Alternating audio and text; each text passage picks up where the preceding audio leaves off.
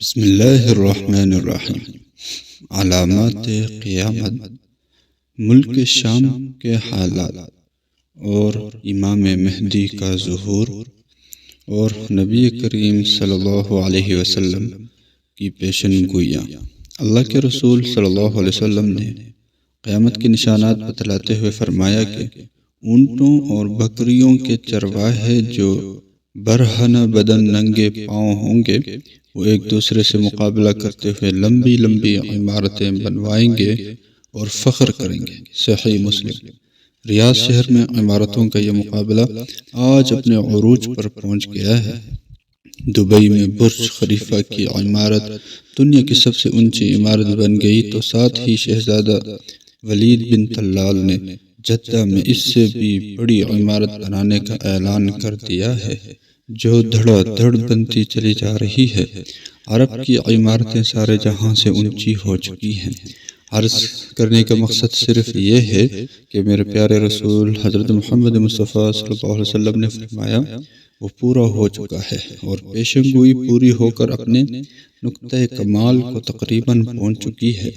عرب کا سب سے زیادہ تیل خریداری کرنے والا امریکہ ہے، جس نے صدام کو ختم کر کے تیل کی دولت سے سیراب ملک عراق کو کنویں پر قبضہ کر لیا ہے اور لاکھوں بیرل مفت وصول کر رہا ہے، تو پھر تیل کی گرتی مانگ نے تیل کی قیمتوں کو نچلی سطح پر پہنچا دیا، جس سے عرب ممالک کا سنہرا دور خاتمے کے قریب ہے۔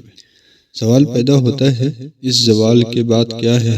اللہ کے رسول صلی اللہ علیہ وسلم ایک اور حدیث میں ارشاد فرمایا کہ جس کا مفہوم ہے قیامت سے پہلے سرزمین عرب دوبارہ سرسبز ہو جائے گی۔ صحیح مسلم۔ سعودی عرب اور امارات میں بارشیں شروع ہو چکی ہیں، مکہ اور جدہ میں سیلاب آ چکے ہیں۔ عرب سرزمین جسے پہلے ہی جدید ٹیکنالوجی کو کام میں لا کر سرسبز بنانے کی کوشش کی گئی، وہ قدرتی موسم کی وجہ سے بھی سرسبز بننے جا رہی ہے۔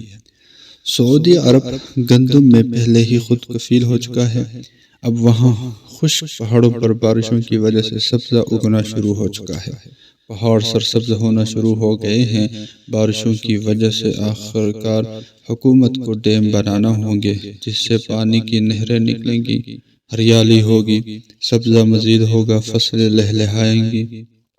یوں یہ پیشن گوئی بھی اپنے تکمیلی مراحل سے گزرنے جا رہی ہے، اور جو میرے حضور صلی اللہ علیہ وسلم نے فرمایا اسے ہم اپنی آنکھوں سے دیکھتے جا رہے ہیں۔ اگر حدیث پر غور کریں تو مشرق وسطیٰ کے زوال کا آغاز ملک شام سے شروع ہوا، لیکن شاید عرب حکمران یا تو یہود و نصارہ کی چال سمجھ نہ سکے یا بے رخی اختیار کی۔ حدیث کے مطابق چنانچہ حدیث پاک میں ارشاد ہے، رسول اللہ صلی اللہ علیہ وسلم نے فرمایا جب اہل شام تباہی و بربادی کا شکار ہو جائے تو پھر تم میں کوئی خیر باقی نہ رہے۔ میرے محترم و مکرم سامعین، یاد رکھیں احادیث مبارکہ کی روح سے شام و اہل شام سے امت مسلمہ کا مستقبل وابستہ ہے۔ اگر ملک شام ایسے ہی برباد ہوتے رہا تو پوری امت مسلمہ کی بھی خیر نہیں۔ ویسے تو 90% برباد ہو چکا ہے۔ اب جبکہ 5 سالہ خون ریزی میں 8 لاکھ بے گناہ بچے، بوڑھے، عورتیں شہید اور لاتعداد دوسرے ملک کی سرحدوں پر زندگی کی بھیک مانگتے ہوئے شہید ہو رہے ہیں، اور اتنے ہی تعداد میں زخمی یا معذور ہو چکے، لہذا شام مکمل تباہی کے بعد اب نزع کی حالت میں ہے۔ اس حدیث کے حساب سے عرب ممالک کے سنہرے دور کا خاتمہ کی اہم وجہ ملک شام کے موجودہ حالات ہے۔ گویا نبی کریم صلی اللہ علیہ وسلم کی ایک اور پیشن گوئی کی علامت ظاہر ہو رہی ہے یا ہو چکی ہے۔ یاد رکھیں کہ ملک شام کے متعلق اسرائیل، روس و امریکہ جو بھی جھوٹے بہانے بنائیں، لیکن ان سب کا اصل ہدف جزیرۃ العرب ہے، کیونکہ کفار کا عقیدہ ہے دجال مسیحا ہے۔ اسی وجہ سے یہ لوگ دجال کے انتظامات مکمل کر رہے ہیں، جس کے لیے عرب ممالک میں عدم استحکام پیدا کرنا ہے، کیونکہ ملک شام پر یہود و نصارہ قبضہ کرنا چاہتے ہیں، اور یہ ہو کر رہے گا حضرت امام مہدی کے ظہور سے قبل۔ چنانچہ کتاب فتن میں ہے، آخری زمانے میں جب مسلمان ہر طرف سے مغلوب ہو جائیں گے مسلسل جنگیں ہوں گی، شام میں بھی عیسائیوں کی حکومت قائم ہو جائے گی۔ علماء کرام سے سنا ہے کہ سعودیہ، مصر، ترکی بھی باقی نہ رہے گا، ہر جگہ کفار کے مظالم بڑھ جائیں گے، امت آپسی خانہ جنگی کا شکار ہو جائے گی۔ عرب، خلیجی ممالک، سعودی عرب وغیرہ میں بھی مسلمانوں کو باقاعدہ پرشوکت حکومت نہیں رہے گی۔ خیبر سعودی عرب کا چھوٹا شہر مدینہ المنورہ سے 170 کلومیٹر کے فاصلے پر ہے کہ قریب تک یہود و نصارہ پہنچ جائیں گے اور اس جگہ تک ان کی حکومت قائم ہو جائے گی۔ بچے کچھ مسلمان مدینہ منورہ پہنچ جائیں گے۔ اس وقت حضرت امام مہدی علیہ السلام مدینہ منورہ میں ہوں گے۔ دوسری طرف دریائے تبریہ بھی تیزی سے خشک ہو رہا ہے، جو کہ مہدی علیہ السلام کے ظہور سے قبل خشک ہوگا۔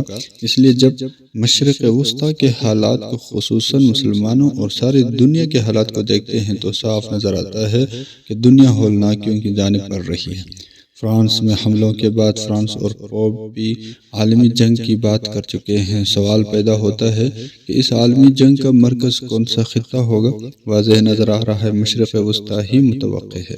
یہاں بھی ہند و پاک کی رنجشیں اور کشمکش کے بڑھتے حالات سے بھی لگتا ہے کہ غزوہ ہند کی طرف رخ کر رہے ہیں، کیونکہ حضرت ابو ہریرہ رضی اللہ عنہ سے روایت ہے کہ رسول اللہ صلی اللہ علیہ وسلم نے ارشاد فرمایا، میری قوم کا ایک لشکر وقت آخر کے نزدیک ہند پر چڑھائی کرے گا اور اللہ اس لشکر کو فتح نصیب کرے گا، یہاں تک کہ وہ ہند کے حکمرانوں کو بیڑیوں میں جکڑ کر لائیں گے۔ اللہ اس لشکر کے تمام گناہ معاف کر دے گا۔ پھر وہ لشکر واپسی رخ کرے گا اور شام میں موجود عیسیٰ ابن مریم علیہ السلام کے ساتھ جا کر مل جائے گا۔ والے ادوار بڑے پرفتن نظر آتے ہیں، اور اس کے متعلق بھی سرکار دو عالم صلی اللہ علیہ وسلم نے فرمایا تھا کہ میری امت پر ایک دور ایسا آئے گا کہ جس میں فتنے ایسے تیزی سے آئیں گے جیسے تسبیح ٹوٹ جانے سے تسبیح کے دانے تیزی سے زمین کی طرف آتے ہیں۔